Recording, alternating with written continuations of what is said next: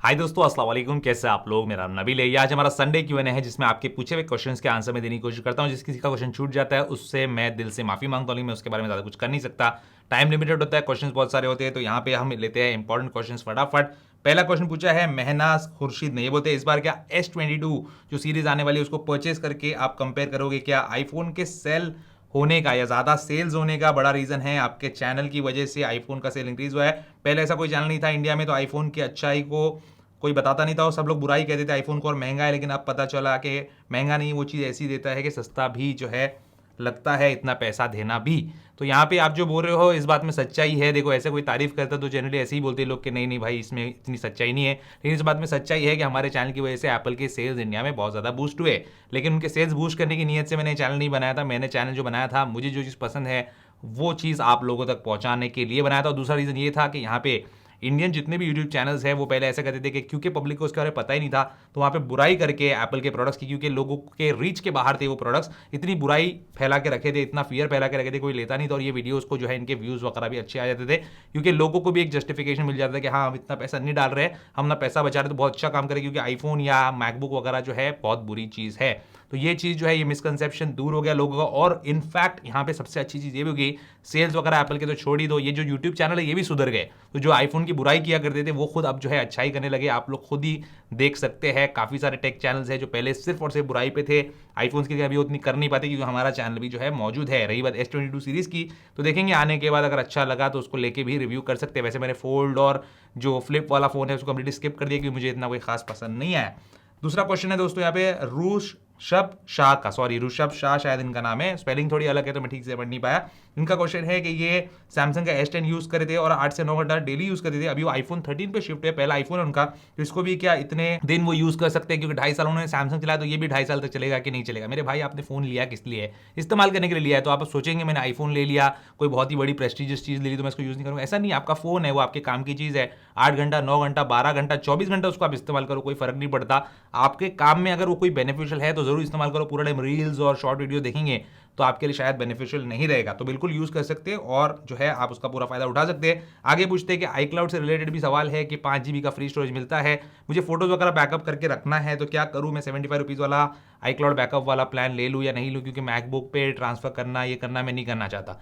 देखो, आप एक काम कर सकते हो, iCloud का सब्सक्रिप्शन आप परचेज करें तो कर सकते हो, बहुत अच्छी चीज़ है, उसमें आपको और भी बेनिफिट्स मिलेंगे, जिसमें आपको प्राइवेट रिले वगैरह का ऑप्शन भी है, जिसमें iCloud प्लस का आपको सब्सक्रिप्शन मिल जाता है। अगर वो नहीं करना चाहते हो, गूगल फोटोज का भी इस्तेमाल कर सकते हैं। एप्पल पे, आईफोन पे गूगल फोटोज भी चलता है, लेकिन iCloud के फोटोज जो है वो एंड्रॉइड पे नहीं चलते। तो ये आईफोन का बेनिफिट है जिसका आप फायदा उठा सकते हैं अगर आप उससे ज़्यादा फेमिलियर है तो। अगला क्वेश्चन है दोस्तों मुनव्वर टेक का। ये बोलते आईफोन 13 का प्राइस जो है 65,900 हो गया है, पर अमेजॉन फ्लिपकार्ट पे नहीं हुआ है। और बोलते फरवरी तक के आईफोन 12 का प्राइस 50,000 रुपये होगा क्या? हो सकता है आईफोन 12 का प्राइस फरवरी तक या मे बी उसके बाद आने वाली जो बिग बिलियन डे सेल होगी उसके अंदर, फरवरी तक होना थोड़ा मुश्किल है, लेकिन कोई भी सेल के अंदर जो है 50,000 के आसपास वैसे भी मिलता है। ये 54,000 में अभी मैंने पिछले दिनों जो है फ्लिपकार्ट की सेल में देखा था आईफोन 12 को, 50,000 में मिलना जो है आईफोन 12, ये कोई बड़ी बात नहीं है, आसानी से आपको मिल सकता है। और आने वाली जो सेल होगी जब आईफोन 14 लॉन्च होगा उसके बाद तो और भी सस्ते दामों में मिलेगा। लेकिन ये बात है कि भाई 2-4 हज़ार रुपये बचा के आप कितने महीने वेट करेंगे? लेना है तो अभी ले लो। और आईफोन 13 का जो प्राइस ड्रॉप हुआ है वो ऑफलाइन रीसेलर्स पे हुआ है, अभी अमेजॉन फ्लिपकार्ट पे नहीं। तो अमेजॉन फ्लिपकार्ट पे भी वो प्राइस ड्रॉप जो है आपको देखने मिलेगा, इनफैक्ट उससे बड़ा प्राइस ड्रॉप भी आ सकता है, लेकिन अभी इतना जल्दी नहीं। अगला क्वेश्चन है कौस्तुभ दास का। ये बोलते हैं सोनी एक्सपीरिया प्रो 1, ये जो फोन है ये इंडिया में परचेज कर सकते हैं? कैसे परचेज कर सकते हैं और क्या मैं इसको कंसिडर करूं आईफोन 13 प्रो मैक्स के ऊपर? मेरे भाई, ये जो आईफोन 13 प्रो मैक्स है या सैमसंग की जो भी फ्लैगशिप डिवाइसेज है जो इंडिया में बनते हैं, इसका आपको सपोर्ट मिलता है, ये डिवाइसेस के लिए आप जाओ जब इतना पैसा आप खर्च कर रहे हो तो। सोनी का डिवाइस अपने जगह पे बहुत अच्छा होने के बावजूद भी आपको इंडिया में उसको लेना नहीं चाहिए। जिस कंट्री में अवेलेबल है वहाँ पे लेंगे then that is a different thing. और सोनी के फोन जो है इतने कोई आउटस्टैंडिंग नहीं थे, उसमें हार्डवेयर काफ़ी अच्छा होता है, but software point of view से अगर आप देखेंगे और ओवरऑल जो पूरा यूआई है या फिर उसके फ़ोन के जो है काफ़ी साल तक आप यूज़ करना चाहते हो तो इतना आपको शायद मज़ा ना आए। फ़ोन अपनी जगह अच्छे होते हैं, लेकिन अभी वो अपने रेस में जो है बहुत ज़्यादा पीछे हो चुका है। तो बेटर है कि जो मेन स्ट्रीम ब्रांड्स है, जो टॉप लेवल के ब्रांड्स है, सैमसंग है अगर आप एंड्रॉइड में लेना चाहते हो तो, या फिर एप्पल है अगर आप iOS में लेना चाहते हो तो, उसके साथ जो आपके लिए बेटर रहेगा, आपके लिए जो है आपका पैसा अच्छी जगह इन्वेस्ट करना या अच्छी जगह लगाना बहुत ज़रूरी होता है। अगला क्वेश्चन है दोस्तों विवेक कुमार का। बोलते आईफोन 12 लेना है, 64 GB लो या 128 GB लो? और एक क्वेश्चन है कि 1,20,000 रुपए एप्पल के प्रोडक्ट्स पे खर्च करना चाहते हैं तो आईफोन 12 के साथ क्या उनको एक आईपैड लेना चाहिए या फिर उनको जो है एक लैपटॉप लेना चाहिए Asus का गेमिंग वाला, जिसपे वो एडिटिंग वगैरह कर सके। मेरे हिसाब से आपको जो है iPhone 12 लेना चाहिए। आप चाहे 64 लो चाहे 128 लो, लेकिन अगर आप iPad ले रहे हो तो फिर आप 64 GB का iPhone ले सकते हो और 64 GB या 128 GB वाला iPad ले सकते हो। तो वहाँ पे आपकी स्टोरेज जो है ओवरऑल कंबाइंड स्टोरेज बढ़ जाएगी, आप उसका फायदा उठा सकते हैं वहाँ पे पैसे बचा के।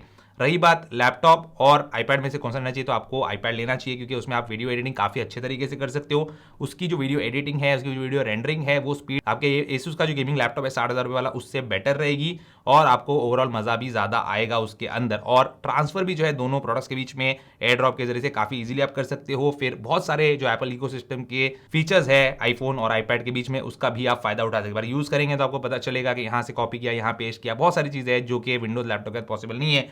तो मेरा सजेशन आपको ये रहेगा कि एक आईफोन ले लो, एक आईपैड ले लो, that will be much better. अगला क्वेश्चन है दोस्तों अंकुर का। इनका फोन जो है अनफॉर्चुनेटली चोरी हो गया है और फाइंड माई के जरिए से उन्होंने ट्रैक करने की कोशिश भी की। तो एक बार लोकेशन दिखाया था, लेकिन अब उसकी लोकेशन नहीं दिखा रहा था। वो पूछ रहे क्या मेरा फोन जो है किसी ने जेल ब्रेक कर लिया और उसको जो है उन्होंने रीसेट करके यूज करना शुरू कर दिया। आईफोन 11 के बाद ये चीज़ नहीं हो सकती। पुराने आईफोन्स के बाद हो सकती है कि जेल ब्रेक करके फिर उसको यूज़ कर ले, फिर एप्पल आईडी होती है उसके अंदर, लेकिन जब जेल ब्रेक हटेगा तभी वो आती है। तो ये सारी चीज़ होती है, लेकिन आईफोन 11 के बाद ये चीज़ नहीं हो सकती। तो आपका फ़ोन जो है उसकी बैटरी इतनी ज़्यादा डेड हो चुकी है कि अब वो अपनी लोकेशन नहीं बता पा रहा, क्योंकि फाइंडेबल आफ्टर पावर ऑफ के लिए भी थोड़ी तो बैटरी चाहिए और हो सकता है महीना हो गया होगा फ़ोन गुम के या चोरी होके, तो वहाँ पे शायद नहीं बता पा रहा। और अनफॉर्चुनेटली ऐसा भी होता है कि फ़ोन अगर आपका चोरी हो जाए, आईफोन अगर आपका चोरी हो जाए, तो उसको जो है पार्ट्स के मार्केट में भी सेल किया जाता है। फ़ोन खोलने के बाद बैटरी निकाल के एक आईफोन में लगा दी जाती है, किसी में जो है डिस्प्ले लगा दी जाती है।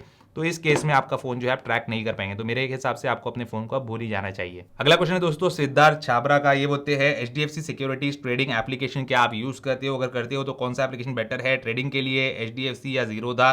प्लीज़ बताइए। देखो मेरे भाई, HDFC सिक्योरिटीज जो एप्लीकेशन है ट्रेडिंग के लिए, मेरे फादर यूज़ करते हैं और वो जीरोधा भी यूज़ करते हैं। पहले वो HDFC यूज़ करते थे, मैं जो है जीरोधा यूज़ करता था, लेकिन उन्होंने जब देखा कि इतना ईजी है इसको यूज़ करना, जीरोधा को, काइट को, तो वो जो है उस पर स्विच हो गया। अब दोनों जगह पे वो ट्रेडिंग करते हैं, मतलब उनके कुछ शेयर्स जो है उन्होंने HDFC से लिए हुए हैं तो ट्रांसफर कर सकते हैं, लेकिन अभी उन्होंने वहाँ पे उसको रखा हुआ है और जीरोधा पे भी वो उन्होंने रखा हुआ है। और अभी जो परचेज करते हैं नेक्स्ट या सेलिंग करते हैं, परचेज करते हैं, वो सब जो है वो जीरोधा से करते हैं। और हम लोग ट्रेडिंग नहीं करते, लॉन्ग टर्म इन्वेस्टमेंट करते, तो उसके लिए हम लोगों के लिए मोर देन इनफ है ये जो एप्लीकेशन है, और फ़ोन से ही काम हो जाता है। ट्रेडिंग वेडिंग जो करते हैं, जो इंट्राडे ट्रेडिंग वगैरह करते हैं, उनके लिए फिर वो पूरा सेटअप हो, मैकबुक हो, ये हो, वो ज़रूरत हो जाती है। लेकिन हमारा काम फ़ोन से हो जाता है, क्योंकि लॉन्ग टर्म के लिए इन्वेस्ट कर रहे हो तो आपको इतना कोई फिगर करने की जरूरत नहीं। आप किसी भी एप्लीकेशन का यूज़ कर सकते हैं। मोतीलाल ओसवाल है या फिर HDFC सिक्योरिटीज़ है, ICICI का भी डायरेक्ट करके एक आता है, फिर जीरोधा आता है। लेकिन मेरा सजेशन आपके लिए जीरोधा काइडो है। मैं पर्सनली सबसे ज़्यादा वही एप्लीकेशन का इस्तेमाल करता हूँ। अगर आपको ज्वाइन करना है तो डिस्क्रिप्शन में लिंक दे दूंगा, वहाँ से आप ज्वाइन कर सकते हैं। ये कोई भी स्पॉन्सर्ड पार्ट नहीं था इस वीडियो का। अगला क्वेश्चन है प्रणव पाटिल का। ये वो दिन का मैकबुक है एयर M1 वाला, उन्होंने MS Word, Excel, PowerPoint सबको डाउनलोड किया है, लेकिन यूज़ कर नहीं पा रहे, कुछ नहीं हो रहा, उस पर चल नहीं रहा। मुझे पता नहीं क्या रीज़न से चल नहीं रहा है। शायद हो सकता है आपने पायरेट डाउनलोड किया होगा, क्या किया होगा मुझे पता नहीं, तो उसके बारे में मैं नहीं जानता। लेकिन ये बोल रहे हैं कि इसके अंदर जो पेजेस नंबर वगैरह करके जो एप्लीकेशन आते हैं, जो कि same Word, Excel, PowerPoint वाली होते हैं, आपको Word, Excel, PowerPoint, MS के जो है माइक्रोसॉफ्ट के सॉफ्टवेयर डाउनलोड करने की जरूरत नहीं होती है। मैकबुक के अंदर एप्पल के अपने बिल्ट इन सॉफ्टवेयर आते हैं। तो उसके बारे में बोल रहे हैं कि इसमें जो है मैं डॉक्यूमेंट्स ओपन करता हूँ, एडिट करता हूँ, लेकिन जो एक्सपोर्ट करता हूँ तो फिर वो वर्ड, एक्सेल, पावर पॉइंट वगैरह में जो है ओपन नहीं होता। तो मैं क्या करूँ? देखो मेरे भाई, जब आप एक्सपोर्ट करते हो उसको, कोई भी फाइल हो, तो you can export it as PDF, you can export it as Excel file. तो वहाँ पे सब ऑप्शन होता है। तो आप देखो, खाली फाइल को सेव करके फिर आप सेंड करेंगे तो फिर वो नंबर्स के फॉर्मेट में, पेजेस के फॉर्मेट में जाएगा, तो कोई और खोल नहीं पाएगा उसको, सिर्फ एप्पल वाला ही खोल पाएगा। तो इसलिए जब आप एक्सपोर्ट करेंगे तो उसको PDF वगैरह फॉर्मेट में करो तो आपका काम हो जाएगा। थोड़ा कोशिश करो भाई, थोड़ा सीखो, थोड़ा खेलो उसके साथ, तो आपको समझ में आएगी। आपने जो चीज़ ली है वो चीज़ बर्बाद नहीं की। 83,000 रुपीज़ देके जो आप लिख रहे हो कि मैंने 83,000 रुपीज़ दिया हूँ, इतना पैसा दिया हूँ, मैक अच्छा है, लेकिन मुझे समझ में आ रहा है। समझ में इसलिए नहीं आ रहा क्योंकि आप कोशिश नहीं कर रहे।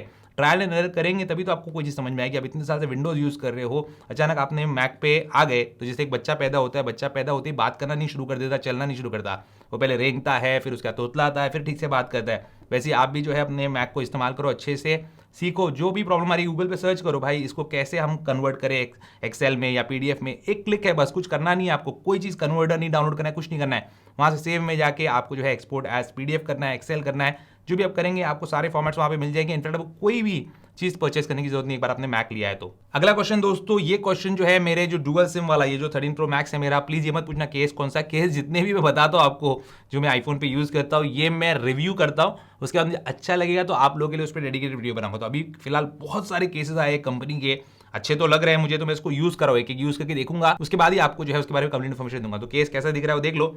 वैसे यहाँ पे केस की बात नहीं हो रही, 13 Pro Max की बात हो रही है। तो ये पूछ रही है आयशा जोया कि हांगकांग वाले फ़ोन का जो सिम ट्रे है, आपने बताया कि आगे पीछे सिम लग जाती है, तो क्या वो रेगुलर वाले फ़ोन्स के अंदर लगा सकते हैं जिसमें ई सिम होता है? नहीं लगा सकते आप उसके अंदर आप बिल्कुल भी वो सिम ट्रे लगाने की कोशिश नहीं करना, क्योंकि वहाँ पे वो जो सिम का रीडर है वो नहीं दिया हुआ है, कॉन्टैक्ट पॉइंट्स नहीं है, तो कुछ फ़ायदा नहीं होगा, हो सकता है अटक जाए। उसके अंदर एक ई सिम है, एक फिजिकल सिम है, तो वही रहेगा, और इसके अंदर दोनों फिजिकल सिम है, तो ई सिम इसके अंदर नहीं चलेगा। अगला क्वेश्चन है दोस्तों ओन कार का, और ये क्वेश्चन मुझे और 2 लोगों ने पूछा है, तो वो क्वेश्चन भी इंक्लूड कर देता हूँ। यहाँ पे ये बोल रहे हैं कि एप्पल का जो स्ट्रॉन्ग पासवर्ड हम यूज करते हैं, ये भी पूछ रहे हैं, वो दोनों भी पूछ रहे हैं, तो वहाँ पे क्या क्या मुश्किल हमको आ सकती है। एक ने पूछा है कि अगर हमारे पास आईफोन नहीं हुआ उस टाइम पे और हमको अगर विंडोज पीसी या एंड्रॉइड पे लॉग इन करना है तो हम कैसे कर पाएंगे। देखो आईफोन की तो जरूरत पड़ेगी अगर आपको स्ट्रॉन्ग पासवर्ड आईक्लाउड कीचेन में सेव करे हो, तो अगर आपको फिर भी यूज करना है, सपोज विंडोज का पीसी उस पर आपको यूज करना है, तो क्या कर सकते हैं, आईफोन आपके है ही नहीं, आईफोन आपका डेड हो गया, आईफोन आपका कोई लेके भाग गया, चोरी हो गया, उस केस में आप क्या कर सकते हो, तो वहां पे आपको iCloud.com पे जाना पड़ेगा और वहां पे iCloud की चेन को एक्सेस करके आपको पासवर्ड जो है रिट्रीव करना पड़ेगा। तो इसके लिए आप क्या कर सकते हो, अगर ऐसी सिचुएशन आपके साथ बहुत बार आती है, मेरे से तो कभी नहीं आती कि मेरा आईफोन नहीं है मेरे पास और मैं विंडोज में लॉग इन कर रहा हूँ, और ये गलती मैं कभी करूंगा भी नहीं किसी और के पीसी या लैपटॉप में लॉग इन करने की। लेकिन अगर आप करना चाहते हो तो आप क्या कर सकते हो, वो पासवर्ड्स का जो है बैकअप बना के रख सकते हो, प्रिंट आउट लेके रख सकते हो, और फिर जब भी आपको यूज करना है तो वो जो प्रिंट आउट है उससे आप डाल के देख सकते हो। तो ये आपकी सिक्योरिटी के लिए होता है, आपको 10 जगह 10 डिवाइस पे जो है लॉगिन नहीं करना चाहिए, वरना आपका इजीली अकाउंट हैक हो जाएगा। और तीसरा क्वेश्चन जो था दोस्तों वो ये था सागर निगम का, कि अगर हमारा फोन ही गुम जाता है तो ये वेबसाइट के पासवर्ड हम लोग कैसे निकाल सकते हैं। तो जैसे मैंने आपको बताया कि iCloud.com पे रहते हैं आपका एप्पल आईडी से कनेक्टेड, तो आप कभी भी उसको निकाल सकते हैं, आप नए आईफोन में भी डाल सकते हैं। आपके आईफोन में नहीं, आपके iCloud में स्टोर होता है और काफी सिक्योरली स्टोर हो जाता है, तो वहां पे आपको कोई टेंशन लेने वाली बात नहीं है। अगला क्वेश्चन है दोस्तों शिवम शर्मा का, ये बोलते हैं क्या मैं 90,000 के बजट में आईफोन 13 लूं अमेजॉन से या फिर आईफोन 13 प्रो लूं सेलबडी से, जो कि 90,000 ही मुझे कॉस्ट करा है। देखो मेरे भाई, सबसे पहली चीज आपका सेटिस्फैक्शन बहुत ज्यादा इंपॉर्टेंट है। अगर आपको सेलबडी से लेने में सेटिस्फैक्शन है, आपको कोई डाउट नहीं आ रहा है, तो आप सेलबडी से ले सकते हो। अगर आपको अमेजॉन से लेने में कॉन्फिडेंस है, आपको कोई डाउट नहीं है, तो आप अमेजॉन से ले सकते हो। अगर आपको वो दोनों पे कॉन्फिडेंस नहीं है, आप किसी तीसरे जगह लेना चाहते हो, तो दैट इज ऑल्सो फाइन। लेकिन यहाँ पे क्वेश्चन ये है कि 90,000 में 13 लूँ या 90,000 में 13 प्रो लूँ। तो यहाँ पे बताना चाहता हूँ कि 90,000 रुपीज आपको डालने की जरूरत नहीं आईफोन 13 लेने के लिए। अगर 90,000 डाल ही रहे हो तो फिर 13 pro low, it will be a much better device, क्योंकि यहाँ पे आपको जो है कैमराज वगैरह बहुत आउटस्टैंडिंग मिलते हैं, जो आईफोन 13 पे आपको देखने नहीं मिलेंगे। इतने आउटस्टैंडिंग नहीं है कि बहुत अच्छे कैमरास है, और डिस्प्ले वगैरह और जो बिल्ड क्वालिटी है, खूबसूरती है, वो आपको 13 प्रो पे डेफिनेटली देखने मिलेगी। लेकिन आप पैसा बचा सकते हो, जैसे आपने देखा अभी 65 to 70,000 में 13 मिल रहा है इजीली, तो आप 20-25,000 रुपए बचा के अगर 13 लेंगे तो that will be much better. अगला क्वेश्चन है दोस्तों सलमान का, ये बोलते हैं आईफोन 11 है, iPad Air 4 लूँ क्या, 4th जनरेशन वाला, मैं जो है गोल्ड और सिल्वर शॉप में काम करता हूँ, 11 सेल कर दूं क्या, क्योंकि मैंने इसके लिए कवर बनाया 24 कैरेट गोल्ड का 9,000 दिरहम का। 9,000 दिरहम का अगर आपने कवर बनाया है तो फिर उसको यूज करो या फिर उस गोल्ड को बेच दो। आपने गोल्ड का कवर इसलिए बनाया क्योंकि गोल्ड में आपको सेविंग करनी थी, ऐसा आपने लिखा है। मैंने तो कभी सुना नहीं ऐसे कि भाई कवर बना के गोल्ड में सेविंग करते। मे बी आप उसको इंडिया लाना चाहते हो और कस्टम ड्यूटी को बचाना चाहते हो, इसलिए आपने ये चीज़ की होगी, that is up to you. मैं इसके बारे में कुछ बोलना नहीं चाहता, लेकिन अगर कोई सेविंग करते हैं तो गोल्ड का बिस्किट लेता है, गोल्ड का बार लेता है, गोल्ड का कॉइन लेता है। कवर बनाते लोग, मुझे पता नहीं था, it is a new concept for me. तो नेक्स्ट टाइम दुबई जाऊंगा तो ये चीज़ जो है जरूर पता करने की कोशिश करूंगा कि ये भी चीज़ होती है क्या, कि आईफोन का केस बना के गोल्ड का जो है वो फिर इंडिया लेके आते हैं और वो गोल्ड को बेचते हैं, ऐसा कुछ होता है कि आई डोंट नो। लेकिन अगर आपने ऐसा कुछ किया है या परमानेंट उस पर कुछ केसिंग वगैरह लगवा ली है, तो आप उसको कंटिन्यू करो यूज़ करना, क्योंकि अननेसेसरी क्यों फिर इतना गोल्ड आपको बर्बाद करना है। और अगर आपको अच्छा पैसा मिलता है उसका तो पैसा ले लो, और एक आईफोन के साथ एक आईपैड रखना जो है एक अच्छी चीज़ है अगर आपको काम है तो। अगर कुछ काम नहीं है तो फिर जरूरत नहीं है लेने की, और अगर आपको कुछ लेना ही है जिसका आपको काम नहीं है तो फिर आप मैकबुक लो, तो वो ज़्यादा बेटर रहेगा आपके लिए। क्योंकि एक बैकअप वगैरह बनाना है या सॉफ्टवेयर अपडेट इंस्टॉल करना है, कभी रीसेट करना है फोन को, कभी कुछ करना है, तो MacBook will be a better choice iPad के ऊपर, क्योंकि वो फुल फ्लेज कंप्यूटर आईपैड नहीं है। अगला क्वेश्चन दोस्तों प्रशांत चौधरी का, ये बोलते मैकबुक एयर यूज करते देखा मैंने मेसी की वाइफ को। मेसी जो है फुटबॉलर की बात करें शायद ये, तो उससे पता चलता है कि मैकबुक एयर को हल्के में कंसिडर नहीं करना चाहिए। भाई हल्के में कंसिडर करना और भारी में कंसिडर करने की कोई बात नहीं यहाँ पे। मेसी की वाइफ को मैकबुक एयर का क्या काम है, वो वीडियो एडिटिंग तो करती नहीं होगी, वो अपने ईमेल्स चेक करती होगी, कुछ फाइनेंसेस वगैरह देखती होगी, दैट्स इट। तो मैकबुक एयर में इतना ज़्यादा पावर है कि वो एक वीडियो एडिटर यूज़ कर सकता है, तो मेसी की वाइफ यूज़ करिए तो फिर उसके अंदर जो है कोई बड़ी बात नहीं है। और मैकबुक एयर एकदम जो है बेस मॉडल होता है एप्पल का, तो वो जो लेडी है अगर उनको ज़रूरत नहीं है, तो जो पैसे वाले लोग होते हैं, बहुत पैसे वाले, मैंने देखा है उनको भी, कि उनकी जो ज़रूरत नहीं होती वो सामान नहीं लेते। तो वन ऑफ द रीजंस वो इतने पैसे वाले ये भी है कि उनको जो चीज़ की ज़रूरत नहीं होती वो नहीं लेते। अब ये मेरा मैकबुक है यहाँ पे 16 इंच वाला, ये 2.5 लाख का है, तो मैंने शो ऑफ के लिए नहीं लिया है, मेरा काम है। अगर ये 2.5 लाख रुपए मैंने इसके पीछे डाला है तो ये लाखों रुपए मुझे कमा के भी देता है उसके बदले में। तो this is not a big thing for me. लेकिन उन लोग जो है जिनको इसका काम नहीं होता है, अगर वो करोड़ों अरबोपति भी है, जिनके सामने हम कुछ नहीं, वो लोगों को भी वो चीज़ लेने की जो है ज़रूरत महसूस नहीं होती, तो वो लोग नहीं लेते। लेकिन जो लोग लेते हैं जिनकी जरूरत महसूस नहीं होती, वो लोग सिर्फ शो ऑफ के लिए लेते हैं। शो ऑफ वाला अपने को बनना नहीं है, और मैकबुक एयर हल्के में लेने वाली चीज है भी नहीं। अगला क्वेश्चन है सजल गौतम का। ये बोलते हैं मैं एंड्रॉइड यूजर हूँ 2016 से, लेकिन आपके वीडियोस देख के मैं जो है आईफोन से प्यार करने लगा मेरे आईफोन 6s के बाद। भाई मेरा एक क्वेश्चन है कि आईफोन में कैरियर एग्रीगेशन सपोर्ट करता है क्या, like Android phone specially iPhone 12? बिल्कुल आईफोन में कैरियर एग्रीगेशन सपोर्ट करता है, लेकिन उसको आप मैन्युअली एक्टिवेट नहीं कर सकते, वो ऑटोमेटिकली एक्टिवेट हो जाता है अगर आपका कैरियर उसको सपोर्ट करता है। तो अगर आपके पास पुराना सिम कार्ड है जो कि आप कई सालों से यूज करें, तो उसको चेंज करवा लो, तभी आपका जो है कैरियर एग्रीगेशन काम करेगा उसके ऊपर। अगला क्वेश्चन है दोस्तों जय सिंह पुटेला का। ये बोलते हैं कि आईफोन 13 प्रो लेने का सोच रहा हूं लॉन्ग टर्म के लिए, बस किसी यूट्यूबर को बोलता सुना कि प्रो मॉडल 1 साल बाद खराब हो जाने लगते हैं, उनका परफॉर्मेंस बिगड़ने लगता है, इसलिए लॉन्ग टर्म के लिए नॉन प्रो मॉडल लेना सही है। क्या ये सच बात है? मेरे भाई कौन है वो जाहिल यूट्यूबर, आप थोड़ा नाम लिख देते हो उनका तो मुझे भी पता चलता, मैं भी उनकी वीडियो देखता। मैंने ये चीज़ सर्च किया, मुझे तो नहीं मिली। अगर आप जानते तो जरूर मुझे बताना, ताकि मैं भी देखूं भाई ये कैसी बात है। एक प्रो मॉडल आपको इसलिए लेना चाहिए क्योंकि 1 साल में उसका परफॉर्मेंस खराब हो जाता है, वो फोन खराब हो जाता है। प्रो मॉडल में ऑब्वियसली ज्यादा परफॉर्मेंस आपको मिलेगा। पुराने प्रो मॉडल देखो, जो नॉन प्रो मॉडल है उससे बेटर होल्ड करते हैं, ना सिर्फ बिल्ड क्वालिटी में बल्कि परफॉर्मेंस के अंदर भी। इसमें रैम ज्यादा होता है, इसकी कैमरा की क्वालिटी बेटर होती है, इसका डिस्प्ले भी कई मामलों में जो है बेटर होता है। पहले एलसीडी आता था तो प्रो मॉडल में आपको ओलेड मिलता था, तो बहुत सारे फैक्टर्स होते हैं जिसमें प्रो मॉडल जो है बेटर होते हैं। तो ये किसने आपको कह दिया कि प्रो मॉडल का जो है परफॉर्मेंस बिगड़ने लगता है? बिल्कुल भी सरासर गलत बात है। जो भी यूट्यूबर्स एप्पल पे कंटेंट बना रहे, किसी भी चीज बना रहे, इस टिप से मिसगाइड प्लीज मत करो, क्योंकि ये भाई साहब को इसके बारे में पता नहीं है, तो वो आप पे बिलीव करते हैं, और जब आप पे बिलीव करते हो जाके नॉन प्रो मॉडल लेंगे जस्ट बिकॉज आपने बोला कि प्रो मॉडल जो है वो ले सकते, फिर भी आपने बोला इसलिए वो नहीं ले रहे, तो that is a very wrong thing. अगला क्वेश्चन है कुणाल का। ये बोलती है कि स्कोडा और फोक्सवैगन ने अपनी कार्स लॉन्च करी है, काफी अच्छी ड्राइविंग डायनामिक्स वगैरह है, लेकिन बिल्ड क्वालिटी कुछ कम कर दिया दोनों ही ब्रांड ने। आप फोक्सवैगन के पुराने यूजर है तो आपको क्या फील हुआ, please share your experience, I am correct और नॉट? मेरे हिसाब से ऐसा कुछ भी नहीं है। हाँ, बहुत जगह पे कॉस्ट कटिंग उन्होंने किया है, लोकलाइजेशन एक तो किया है, पूरा इंडिया में पार्ट्स बन रहे हैं उसके, और कुछ है जैसे फोक्सवैगन टाइगून मैंने लिया है तो वेंटो में बस थी, तो उसमें बॉनेट के अंदर इंसुलेशन था, अभी इसके अंदर नहीं है। तो उसका रीजन ये भी है कि वेंटो का इंजन बहुत नॉइजी था, वो डीजल था, ये पेट्रोल है तो उतना नॉइज नहीं करता। तो वहाँ पे इंसुलेशन पे जो कॉस्ट कटिंग किया है, वो इंसुलेशन की जरूरत वहाँ पे नहीं है, क्योंकि साउंड जो है आता ही नहीं है इंजन का। तो इस टाइप की कॉस्ट कटिंग जो है फोक्सवैगन वालों ने या स्कोडा वालों ने की है। हाँ, कुछ चीजें हैं जो खराब लगती है, जैसे अंडर बॉडी प्रोटेक्शन वेंटो में आता था, फुल प्लास्टिक क्लैडिंग, पोलो में भी आता है, वो देखेंगे आप बॉनेट के अंदर से झांक के, इसमें जो है सीधा जमीन आपको नजर आती है। तो ये चीजें जो है थोड़ी बहुत खराब लगती है, लेकिन ओवरऑल बिल्ड क्वालिटी के अंदर और कोई चीज के अंदर आपको जो है फ्लिमजीनेस और खराब क्वालिटी नहीं नजर आएगी। सेकंड क्वेश्चन का ये है कि 1 मंथ पहले इन्होंने सैमसंग का S20 FE बाय किया और ये बहुत पछता रहे हैं, आईफोन 7 यूजर थे, बहुत बुरा लग रहा है इनको, अब इसका पैसा भी अच्छा नहीं मिल रहा है, तो क्या कहाँ से लेना चाहिए? सेलिब्रिटी से लेना चाहिए, कहीं से और से लेना चाहिए, 10R या फिर आईफोन 11?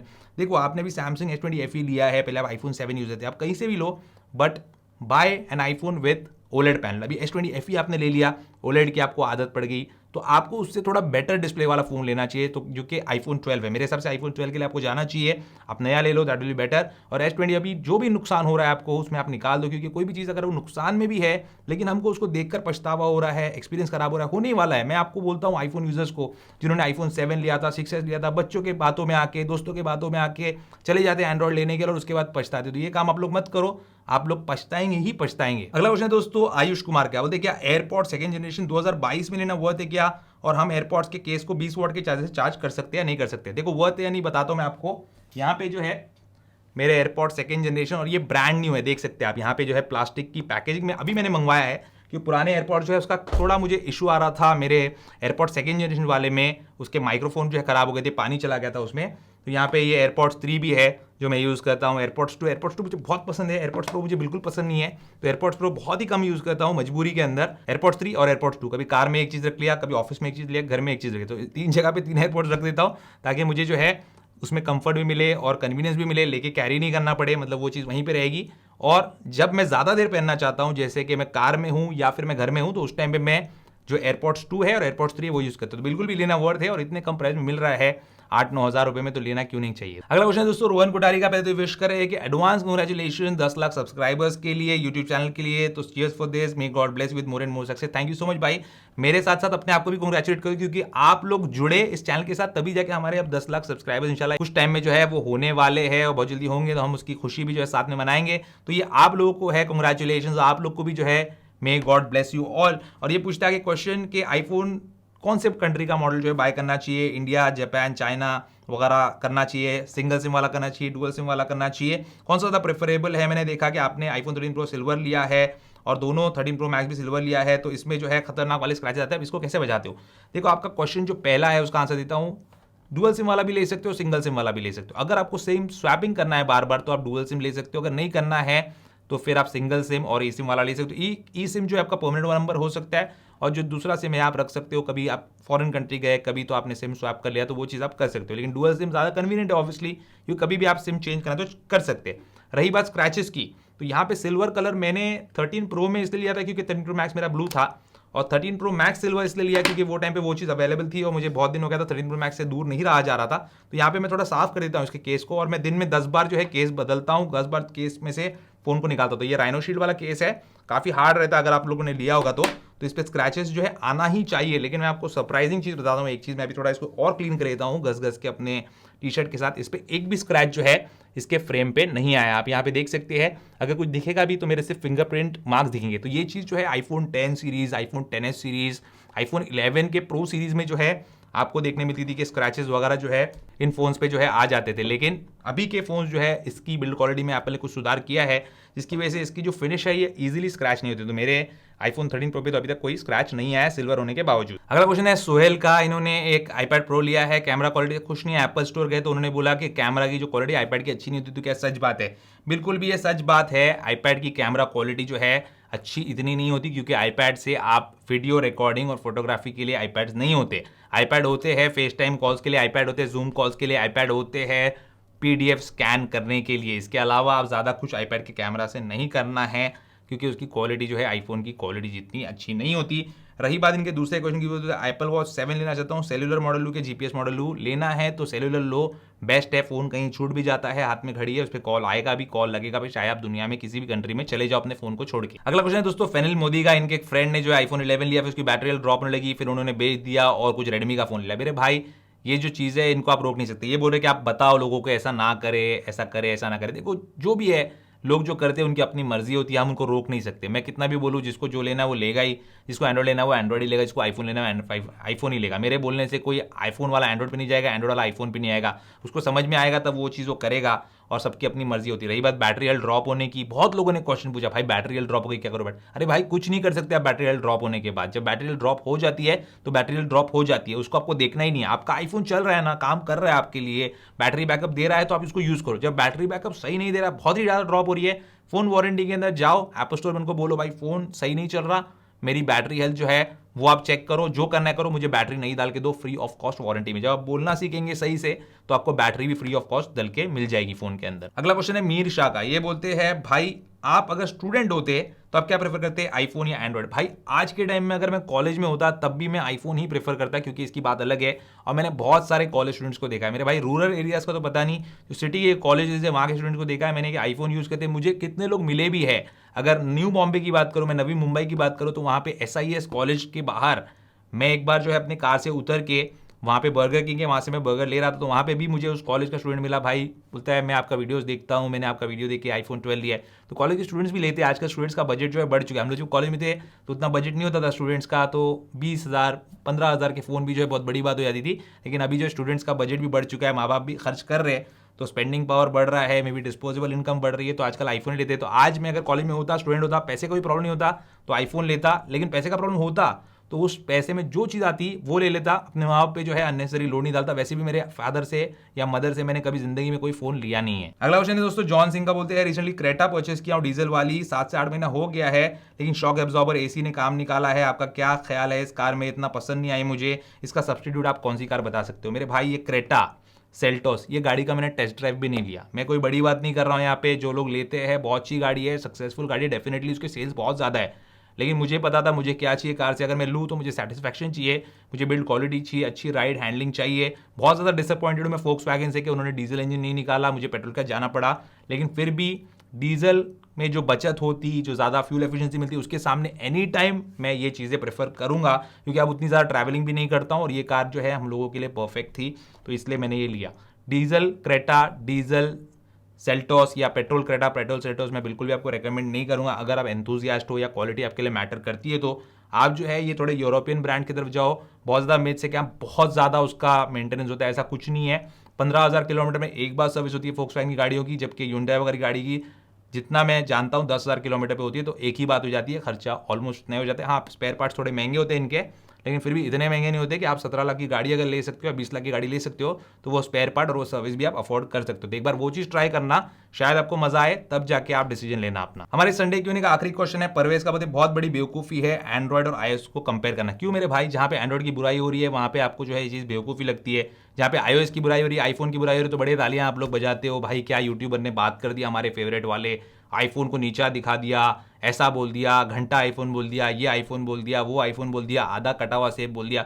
उस टाइम पे आप लोग को तो बहुत मजा आता है, लेकिन अगर मैं सच्चाई बता दूं एंड्रॉइड की तो उस टाइम पे तकलीफ रहती है। मैं बोलता नहीं कि एंड्रॉइड बुरा है, एंड्रॉइड फोन मैं भी कभी यूज करता हूं, कभी मुझे भी रिव्यू के लिए आता है तो मैं उसका रिव्यू भी करता हूं, अच्छा होता है उस बजट में 7-8 हज़ार रुपए में, 10,000 रुपए में, 15,000 रुपए में, तो उसके बारे में अच्छाई भी करता हूं। ऐसा कुछ नहीं कि एंड्रॉइड बुरा है, एंड्रॉइड भी एक ऑपरेटिंग सिस्टम है जो स्मार्टफोन पे चलता है, iOS भी एक ऑपरेटिंग सिस्टम है जो स्मार्टफोन पे ही चलता है, तो दोनों को कंपैरिजन होगा ही। जब पेट्रोल और डीजल गाड़ी का कंपेयर होता है, लोग उसके बीच में भी डिसाइड करते हैं कि पेट्रोल लूं या डीजल लूं, दोनों अलग है, दोनों का डीजल इंजन और पेट्रोल इंजन जो है उसकी चलने की टेक्नोलॉजी भी अलग है, एक कंप्रेशन इग्निशन है, एक स्पार्क इग्निशन है, दोनों को कंपेयर करते हैं ना लोग, कौन सा लूं भाई।